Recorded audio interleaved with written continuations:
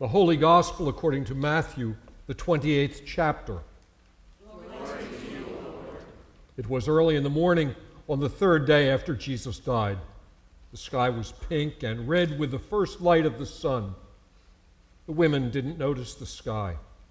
They hurried to the cave that contained Jesus' body. Mary Magdalene and Mary, the mother of James, led the way. Two others, Salome and Joanna, carried the spices to rub on the body of Jesus. They had a job to do. When the tomb of Jesus came into sight, they froze. Uh-oh! They had forgotten about the huge stone that sealed the opening to the cave. How would they move it? The women kept going to the cave anyway. As they came closer, the women could see that the stone had already been rolled away. They peeked inside. Oh, it was dark in there. Brr, it was cold there. Drip, drop, it was damp in there. What?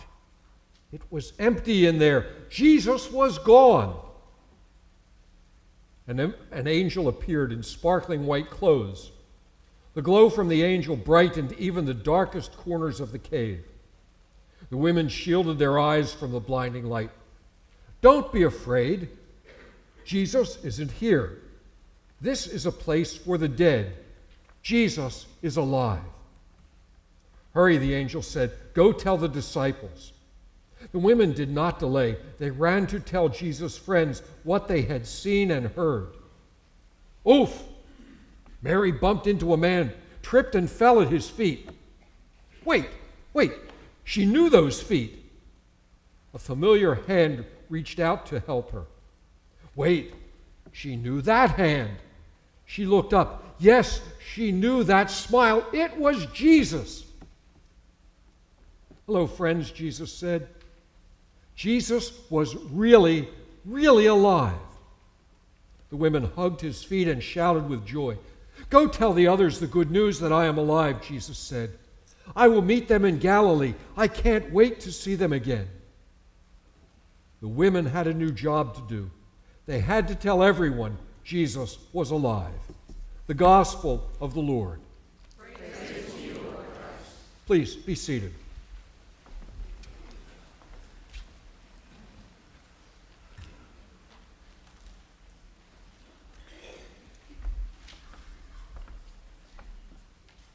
A few weeks ago, maybe a month ago, at our worship and music meeting, I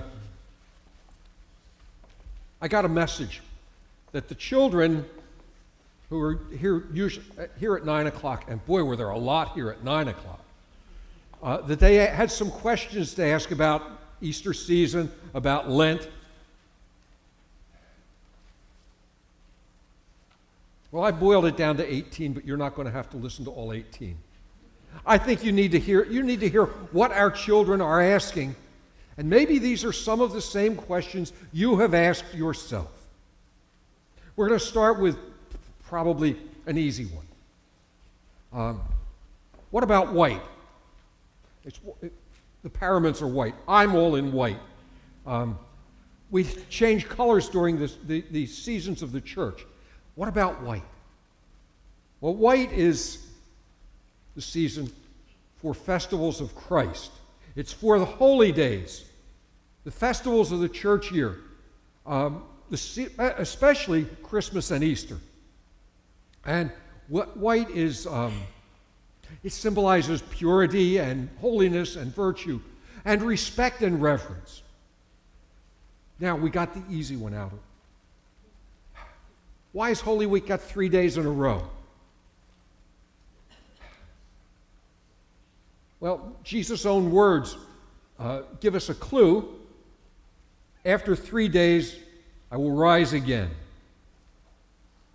That's Maundy Thursday, Good Friday, through to Easter. We make during that time the passage with Christ from death through life, through death to life. We start out with the Passover meal on Maundy Thursday, and we get to the cross on Good Friday, and here we are on Easter Sunday celebrating the resurrection. And as far as numbers are concerned, there's another one they ask. Why does Lent take 40 days? Well, it commemorates Jesus' 40 days in the desert, his temptation by Satan. As an aside, people give up things. They fast during Lent. Who here has fasted, given up something during Lent? You don't have to be embarrassed. We got little ones did that. I have a suggestion for next year. You don't have to give up something. Well, you two do. But the rest, add something to your life. Add something of, add some kind of devotion, some kind of spiritual enhancement, some kind of service to your life. Try that during Lent.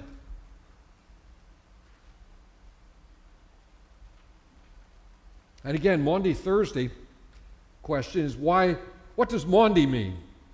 What is it? Why is it important? Well, it's important because of Jesus' Last Supper and his washing of the feet of his disciples. Maundy comes from a Latin word meaning command, and it refers to Jesus' command to his disciples, love one another as I have loved you.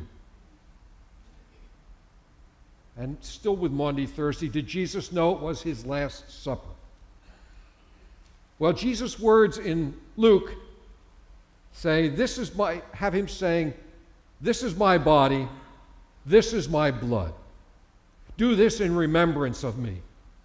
You can draw your own conclusions from Jesus' own words.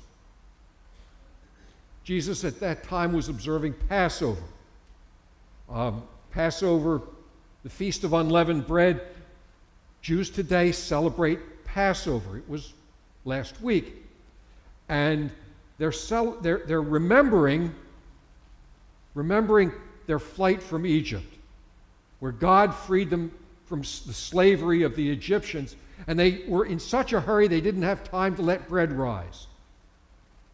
I told the kids they didn't get to go out to the store and buy a loaf of Wonder Bread either. And as far as the foot washing, we do foot washing here on Maundy Thursday, foot and hand washing. No paved roads in Jerusalem at Jesus' time. It's all dirt. There are no cars. There are animals. We all know what animals do when they have to do it. And that's in the road. Your whole body may be clean. You may take good care of your hygiene.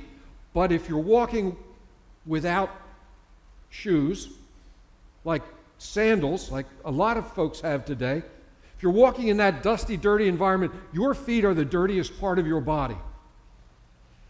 And for Jesus to wash the feet of his disciples is showing how he was a servant to all, modeling how we should be servants to all. He's washing the dirtiest, filthiest part of his disciples' feet, a job that was normally done by slaves.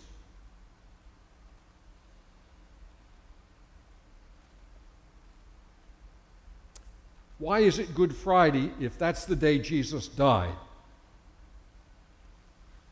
Anybody want to try that? No, I didn't think so. Well, good might mean holy, or it might be God's Friday. The result is the resurrection on Easter. That's a really good thing. And the children asked about Easter eggs. Long ago, in a different time, but in this galaxy, you couldn't eat eggs during Holy Week. Forbidden. The church didn't allow it. So they saved all the eggs. And they colored them and decorated them and gave them to children at Easter. That's how we get eggs. The first chocolate eggs, where do you think they started? Germany and France. They were solid, they were bitter, they were hard. They didn't know how to make milk chocolate. They hadn't learned the secret of putting sugar in. Now we have hollow eggs. They're sweet. They're popular. In the 19th century, we get the Easter Bunny. The Easter Bunny apparently lays eggs and decorates them. The children didn't buy that part either. But in Switzerland, the cuckoo helps you deliver the eggs, helps the Easter Bunny. Anybody here get eggs delivered by a cuckoo? In Germany, it's the fox that helps the Easter Bunny. The children were cynical about that. They thought that was the fox in the hen house.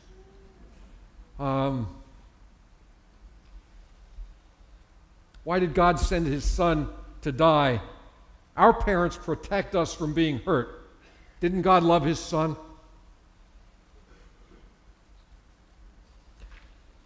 Little girl sat right here. God so loved the world that he gave his only son that we might believe in him and be saved. She gave the answer. I got words out of the Bible. Her answer was a whole lot better. Is the cross a good thing? Jesus died on it. Now I have to tell you this story. This will be the end. Almost. This mother, she has 3 children. She goes to a counselor. People go to counselors. Which of your 3 children do you love the most? The counselor asked her. Well, I love them all equally. I love them all the same. Come on now. You can't love them all the same. It's just not possible. Yes, I love them all equally. Just the same. Well, if you're going to continue this line of answers, we're going to have to end the session because it's just not possible. You're not telling the truth. And she thought about it. Tears came to her eyes, and all right, I don't love all my children the same. When one of my children is sick, I love that child more. When one of my children is in pain or lost, I love that child more. When one of my children is confused, I love that child more. When one of my children is bad, I mean really, really bad, I love that child more. Except for those times, except for those exceptions, I do love all my 3 children the same. That's what the cross says. The cross says God especially loves those who are hurting, those who are under penalty and power of sin. That's the cross. That's what Easter does. It tells us God so loved all of us.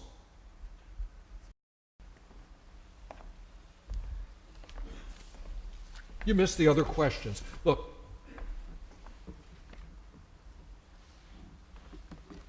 loved. God loved so much. The resurrection doesn't answer our problems, doesn't end them. The resurrection actually creates problems. It creates hardships, it creates limitations, it creates challenges in our lives. But it also creates possibilities. Possibilities that would not be available had God not intervened. Because God intervened in raising Jesus, and then God intervened in our own lives. God brought you here. I know you thought you came in a Ford or a Cadillac or a Mercedes, but it was God who brought you here. The Easter acclamation, Christ is risen, is an invitation. It's an invitation to grab hold of that resurrection power of Jesus. It's an invitation to see more possibilities in people and situations than others might see. Now's the time. Now is the time to seek the presence of God. Now is the time to see the mixture of fear and joy that comes with every encounter with God. God so loved his creation that he became one of us. God so loved his creation that he died as one of us. And God so loved his creation that he resurrected his human self so that you and I would be in a closer relationship with God. The world's still there. Reality is still there. Christ's resurrection doesn't wash away that reality. But what it does is make it possible to experience love in the midst of a world filled with fear and hate. All while God is creating something new. Those words of the angel, don't be afraid. They're an invitation. They're even a command to come and see, to go and tell. Have a blessed Easter. Go forth to be people of the resurrection. Follow in the way of Jesus. Don't be ashamed to love. Don't be ashamed to follow Jesus. Amen.